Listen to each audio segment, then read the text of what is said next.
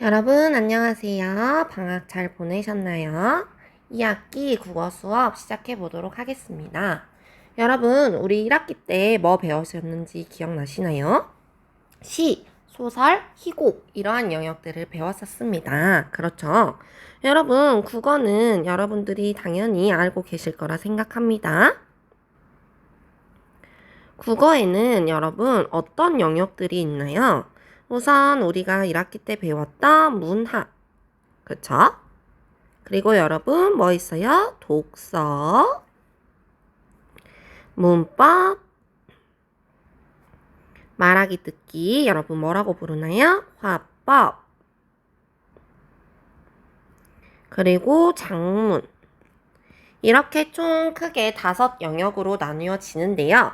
그 중에 1학기 때는 이 문학 영역을 중점적으로 살펴봤다면 이번에는 7단원으로 넘어갑니다.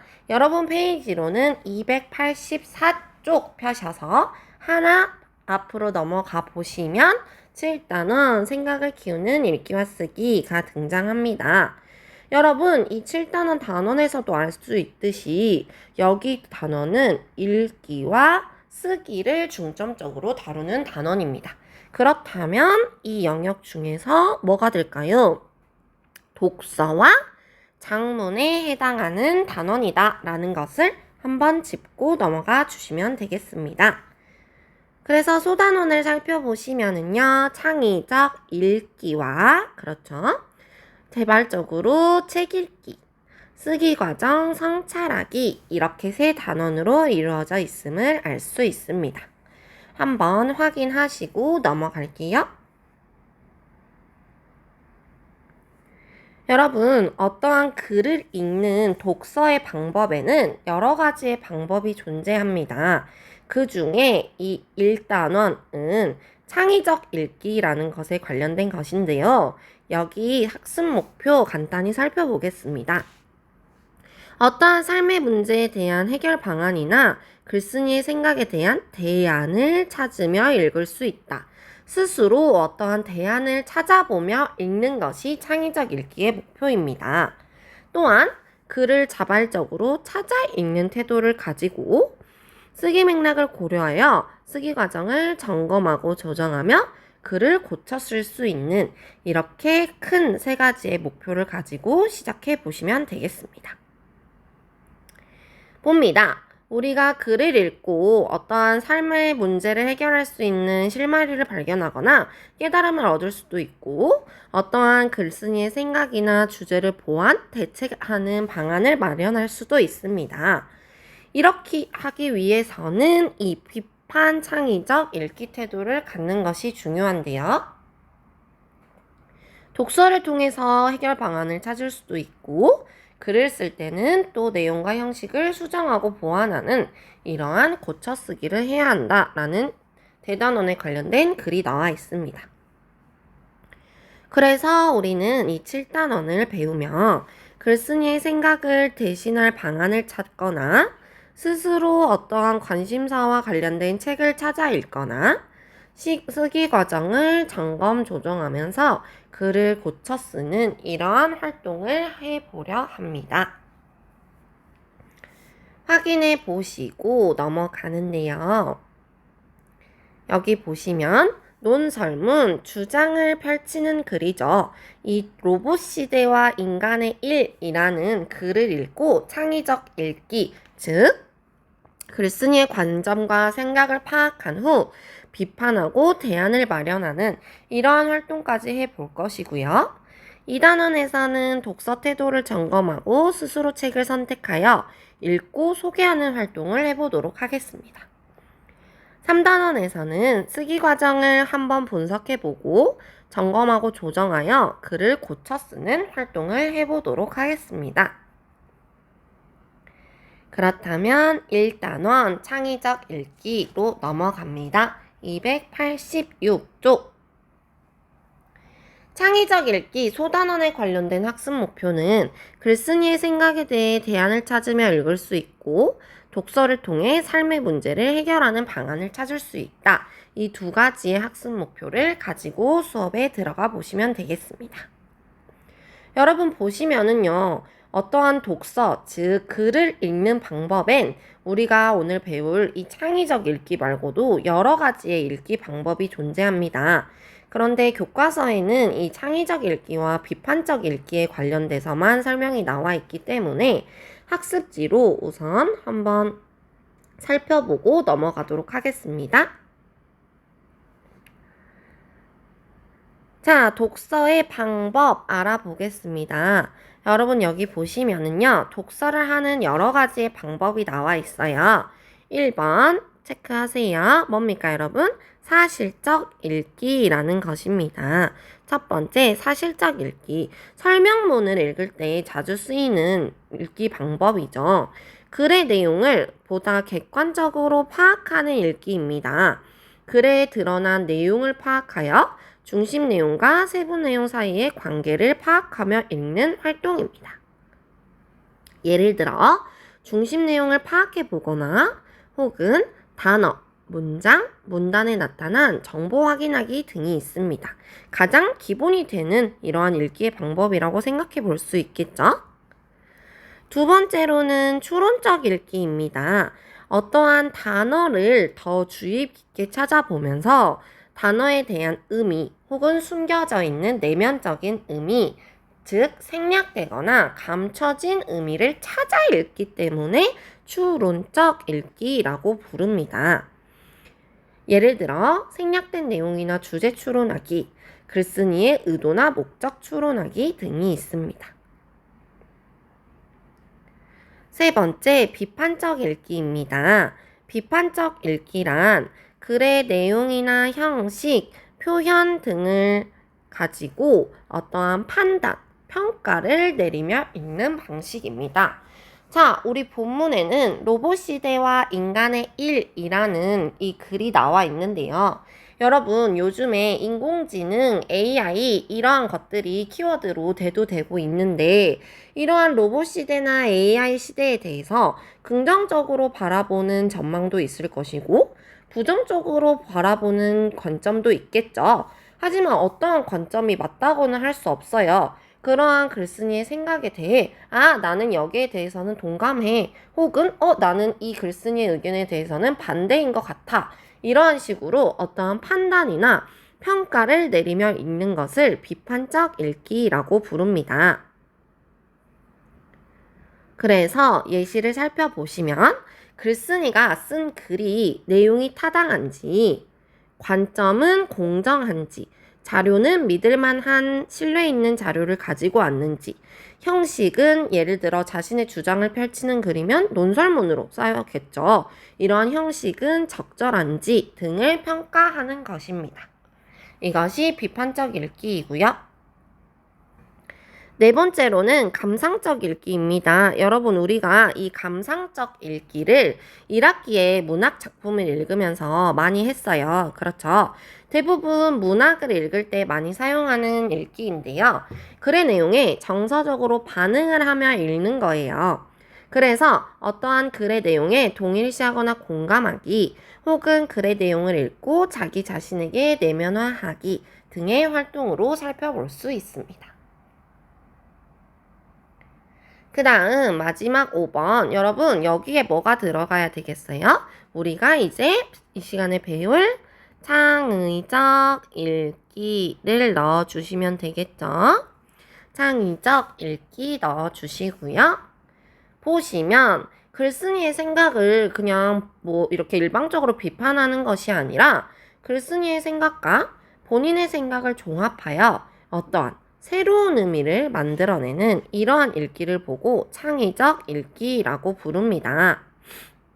그래서 보시면 어떠한 발상을 바꿔보는 전환하기, 혹은 내용을 재구성하기, 현실 문제가 나타났다면 그 문제의 해결 방안 찾기 등을 예시로 들 수 있습니다.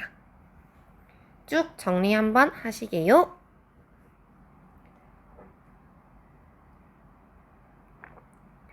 그래서 여러분, 이렇게 5가지의 읽기 방법을 활용하여 보다 다양하게 독서를 할 수 있는데요.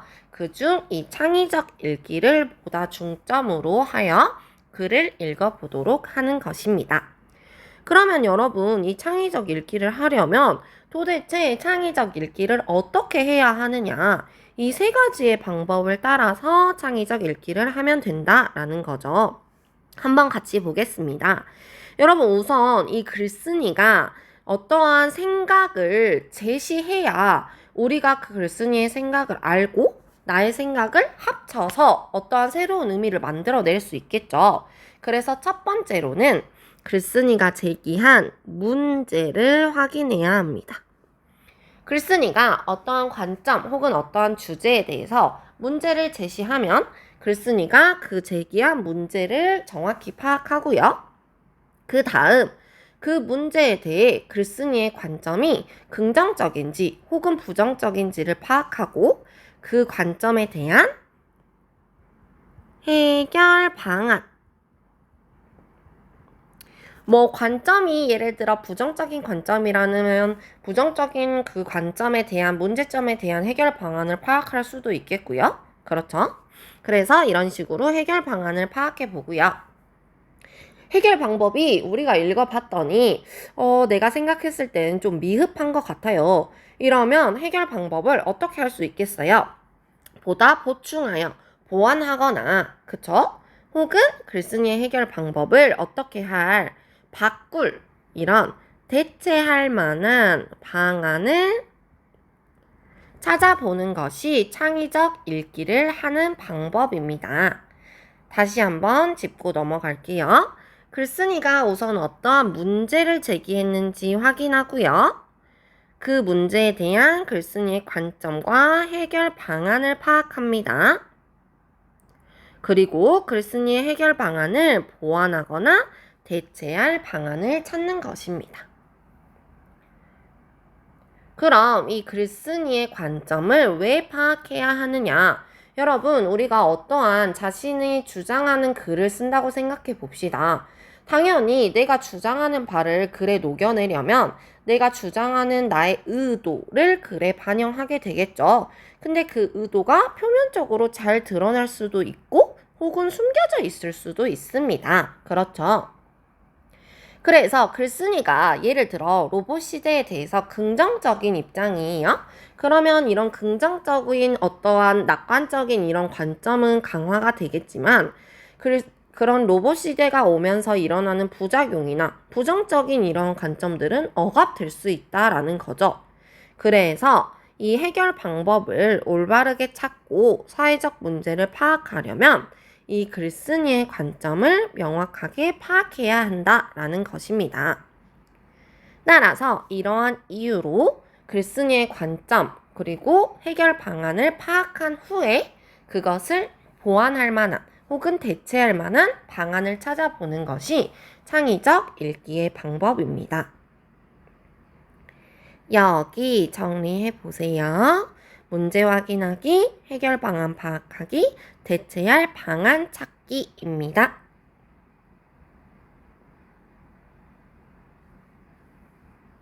여기 정리하시고 여러분 다시 우리는 본문으로 넘어갈게요. 로봇 시대와 인간의 일이라는 글이 나와 있습니다. 자, 보시면 방금도 말씀드렸죠. 글쓴이가 이 로봇 시대를 맞이하며 어떤 문제를 제기하고 있는지, 그리고 이 문제의 해결 방안이 적절한지, 그리고 그 대안이 무엇인지 이런 것들을 파악하며 창의적 읽기를 해보아야 합니다. 로봇 시대와 인간의 일 들어가 보겠습니다. 여러분, 아까도 말씀드렸듯이 이 글은 뭐라고 했죠? 논설문이라고 했어요. 그쵸? 논설문입니다. 여러분, 논설문이라는 게 뭐예요? 어떠한 주제에 대해서 자신의 생각이나 주장을 보다 타당한 근거를 들어 체계적으로 밝혀 쓴 이러한 글을 보고 논설문이라고 부르잖아요. 그러면 이 논설문은 3단 구성으로 이루어져 있다고 합니다. 자, 여러분, 우리가 잘 알고 있는 어떻게 이야기하기도 해요? 처음, 중간, 끝. 이렇게 글을 구성하기도 하고요. 다른 말로는 들어보셨죠? 서론, 본론, 결론. 이렇게 3단 구성으로 대부분 논술문은 이루어지는데요. 그러면 여러분 생각해 보세요. 내가 어떠한 주장하는 글을 펼치려고 해요. 그러면 뭐 시작하자마자 예를 들어 로봇 시대는 저는 반대합니다. 혹은 로봇 시대는 많은 부작용이 있습니다. 이렇게 주장하는 자신의 의견을 서론에 바로 드러낼 수도 있지만 서론과 본론에서는 뭐 로봇 시대가 어떤 것인지 어떠한 특징이 있는지 등등을 말을 하다가 나중에 결론에 가서 본인의 입장을 파악할 수도 있겠죠.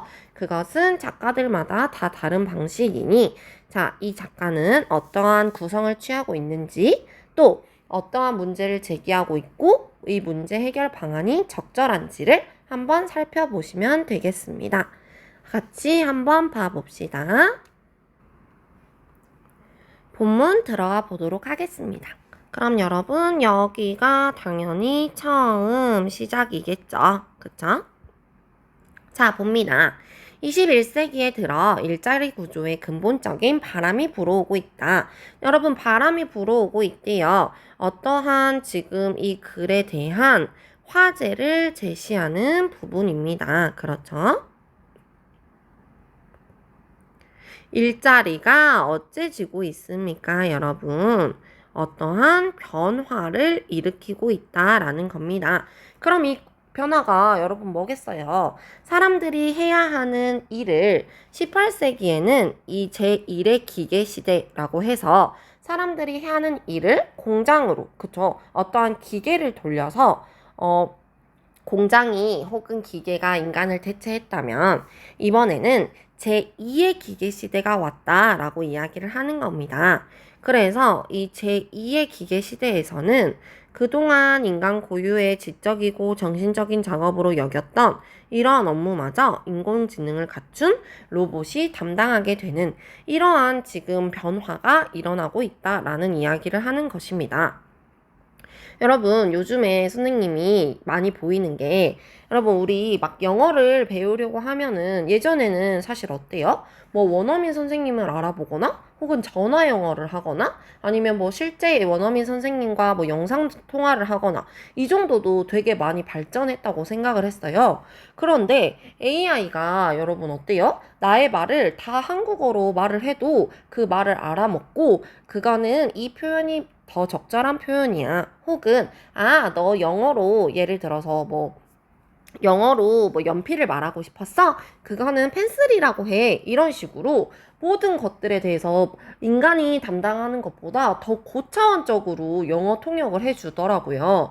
그래서 그러한 것들을 보면서 이제 정말 그 인간 고유가 가지고 있는 이런 지적이고 정신적인 이러한 직업들도 다 인공지능을 갖춘 이러한 AI 혹은 로봇가 담당할 수 있겠구나라는 생각을 했습니다. 즉, 여러분, 어때요? 어떤 의사, 약사, 변호사, 이런 것들 어때요? 어떤 정신적이고 지적인 작업이라고 생각을 했지만 요즘에 우리 여러분 막 그런 거 보신 적 있으시죠? 뭐 최첨단 기계를 도입한 병원, 뭐 의료시설 이런 것들 본 적 있으시죠? 이런 것들도 다 결국에는 로봇가 점점 대체되고 있다. 이런 이야기를 하려는 것입니다. 그렇죠? 그래서 여러분 로봇이 여러 방면에서 인간과 경쟁하고 있다라고 하면 여러분 우리 바둑 두는 거 보셨어요? 2016년에 알파고랑 이세돌이랑 바둑을 뒀잖아요. 그래서 여러분 누가 이겼죠? 4대1로 알파고가 승리를 했어요. 그쵸? 어떠한 퀴즈 대결에서 이미 인간을 이기기도 하고요. 그렇죠? 어떤 인공지능 로봇들은 다 스스로 학습을 해가지고 사람보다 더 뛰어난 과업 수행 능력을 보여주기도 하고 여러 가지의 생산성을 갖춘 로봇, 드론 로봇, 재난구조 로봇 이런 여러 가지의 로봇가 나오고 있다라는 이야기를 하고 있습니다. 그래서 여러분 여기 9번째 줄부터 그쵸? 14번째 줄까지 이렇게 선생님처럼 괄호로 묶어 봅시다. 9번째부터 14번째까지 묶어 보시면 이거는 여러분 뭐예요? 인간 대신에 로봇이 이제 대체할 수 있는 뭡니까? 여기요. 아이고. 어떠한 다양한 사례를 제시합니다. 그렇죠? 여기 보시면 뭐 있어요? 드론 로봇도 있고요. 그쵸? 생산성 보이는 로봇, 재난구조 로봇, 군사 로봇, 여러한 다양한 사례를 제시하면 우리가 이런 것들도 로봇가 대신할 수 있구나 라고 읽으면서 뭐가 생깁니까? 여러분 안 생기세요? 뭐가 생겨야 돼요, 여러분? 흥미가 유발되셔야 합니다. 그렇죠? 그래서 이 작가가 이런 다양한 사례를 제시하여 흥미를 유발하기 위해 이러한 사례들을 여기에 적어 놓은 것이에요. 정리하세요.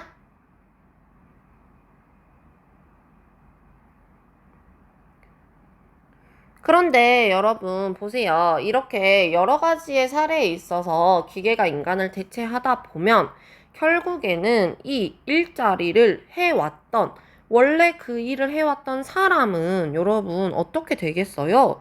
결국 일자리를 빼앗기게 되는 거죠. 그쵸? 가장 마지막 줄 두 줄입니다. 그렇죠? 이게 여러분 그럼 뭐예요? 이 로봇 시대가 옴으로써 우리가 얻을 수 있는 문제점입니다. 생각해 보세요, 여러분. 예전에는 사람들이 다 가게를 지키고 있었다면, 뭐, 무인 아이스크림점, 무인 편의점, 이런 거 요즘에 많이 생기고 있잖아요. 그럼 그 편의점을 지키던 혹은 아르바이트생들, 이런 사람들 어때요? 일자리를 빼앗기게 되는 거겠죠. 그쵸? 그래서 여기까지가 처음입니다.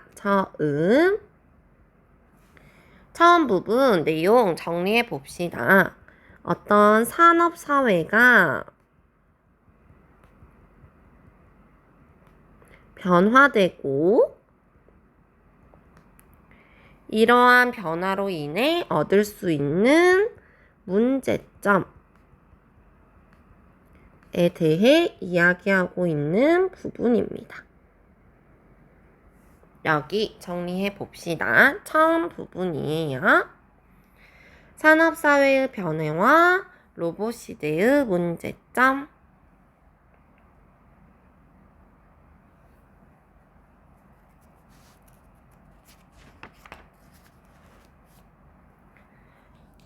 정리하셨으면 뒤쪽으로 넘어갑니다. 조금 더 기다릴게요. 넘어갑니다. 여기 그래서 여러분 보세요. 여기 보시면 드론으로 이렇게 상자도 옮기고요. 그쵸? 또 자율주행차 이런 것들. 그럼 운전자, 택시 운전사가 일자리를 잃겠죠? 재난구조 로봇, 바둑경기 이러한 것들이 나와 있습니다. 쭉 사진 한 번씩 살펴보시고요. 288쪽으로 넘어갑니다. 넘어가셔서 여러분 아까 처음 끝났어요. 그쵸? 여기부터는 중간 1. 이 제2의 기계시대에는 점점 인간만이 할 수 있던 지식 기반 업무 이런 것들도 상당 부분 로봇에 의해 대체되게 됩니다. 그렇죠? 로봇이 복잡한 계산 업무를 대신하기도 하고요. 인지적 판단, 지적, 정신적인 업무 이런 것마저 다 넘보고 있다라는 거죠. 그쵸? 그래서 여러분 여기 두 번째 줄부터 넘어가셔 가지고요. 8번째 줄이네요. 여기. 예를 들어 여기 전까지 여기까지 한번 묶어 봅시다.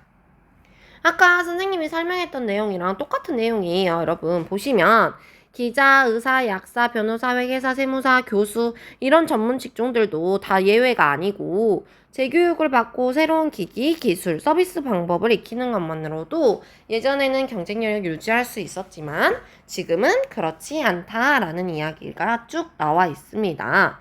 그러면 여러분 이러한 구체적인 사례를 들어서 그만큼 문제가 어때요, 여러분? 심각하다라는 것을 이야기하고자 하는 부분입니다.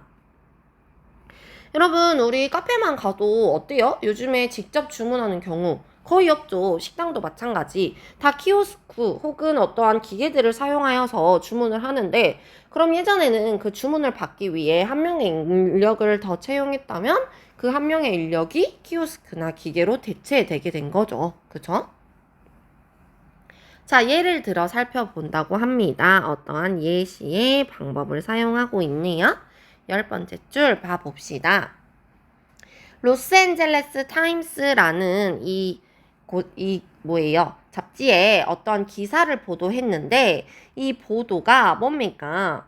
지진 발생해서 기사 보도까지 걸린 시간이 5분이었대요. 5분, 여러분. 왜요? 이거는 사람이 아니라 퀘이크봇이라는 이 기사를 작성하는 로봇이었기 때문에 가능했다라는 겁니다. 그렇죠? 그래서 이러한 지진, 스포츠, 증권, 이러한 데이터를 활용해야 하는 보도가 점점 로봇의 일이 되어가고 있다라는 이야기가 나와 있다라는 거죠. 그쵸?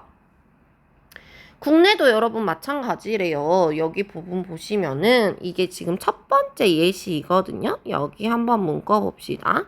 여기부터 더 넘어가셔서 289쪽에 여기 네 번째 줄까지 묶어보시면 계속 똑같은 이야기예요. 국내에서도 이 기사 작성 로봇이라는 게 있는데 이미 사람 기자가 쓴 기사와 구별하기 어려울 정도로 완성도 높은 기사를 작성해내고 있대요. 그렇죠. 이게 여러분 대체하는 예시의 첫 번째입니다. 사람을 대체하는 이러한 첫 번째 예시로 어떤 로봇입니까? 기사 로봇에 대한 이야기가 나와 있습니다. 첫 번째, 이 대체하는 예시, 기사 로봇. 그럼 여러분 아까 기자 말고도 여러 가지의 직종에 대해서 이야기를 했으니 또 알려드려야겠죠. 봅니다. 의사와 약사도 예외가 아니다라는 거죠. 여기 문구셔야겠죠.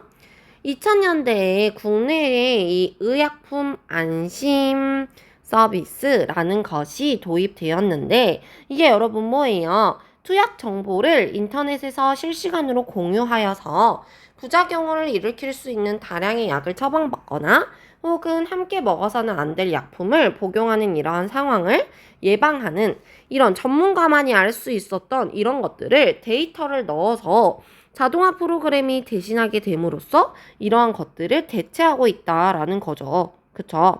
그럼 여러분 여기까지 이게 여러분 뭐예요? 이렇게 인간을 대체하게 되는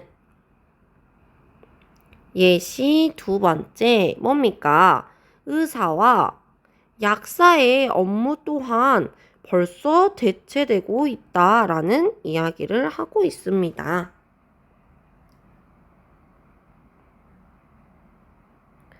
그동안 이런 전문가들이 맡던 일들을 로봇가 대체하는 이런 현상이 일어나고 있다라는 거죠.